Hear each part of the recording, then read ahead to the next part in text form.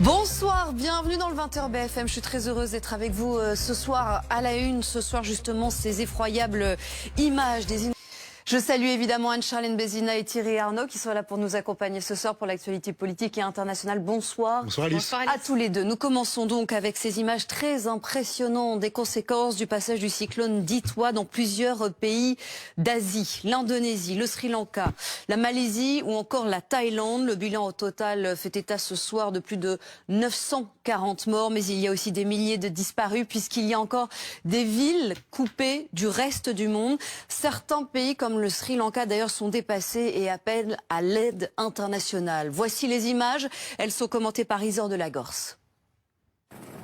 L'Ukraine, plus que jamais au cœur de l'actualité ce soir entre les négociations en cours en ce moment même en Floride entre Américains et Ukrainiens. Zelensky qui est attendu dans quelques heures à Paris. On va en parler évidemment dans un instant avec Thierry Arnaud. Mais allons d'abord sur place à Kiev où nous attend Clémence Dibou. Il faut savoir que ces dernières heures, la pression militaire a été particulièrement importante, notamment sur la capitale, mais aussi dans les alentours de Kiev. Vous êtes allé d'ailleurs, Clémence, aujourd'hui à 20 km au nord de Kiev. Qu'avez-vous vu ? Merci beaucoup Clémence Dibou et merci à Valentin Rivolier qui est avec vous sur place. Patrick Duttard, peut-être un commentaire sur la situation sur le terrain. Est-ce que vous diriez que la pression militaire dans un moment diplomatique décisif n'a jamais été aussi forte sur les Ukrainiens ?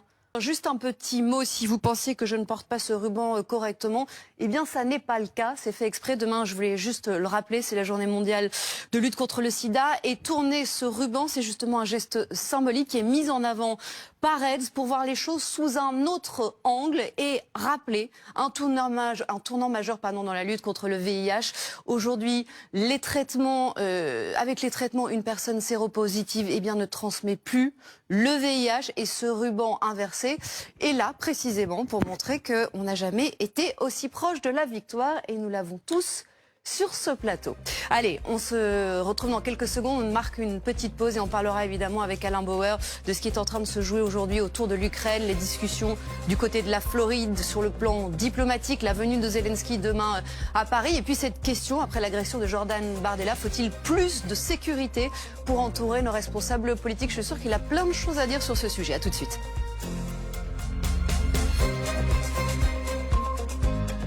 On va écouter juste sur ce niveau d'augmentation le ministre de l'Intérieur qui était ce midi sur BFM TV et qui lui évidemment dresse le même constat que vous. Mais on va essayer de l'expliquer et de comprendre pourquoi on en est arrivé là.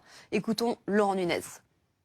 Pour certains, oui. Là-dessus, ce sera au cœur d'ailleurs de la soirée Ligne Rouge qui va commencer dans un instant. Je rappelle le nom de votre dernier roman d'espionnage, Conspiration au Vatican aux éditions First. Merci beaucoup d'avoir été avec nous et merci à tous les deux. Votre soirée Ligne Rouge commence à présent avec Nicolas Poincaré, évidemment.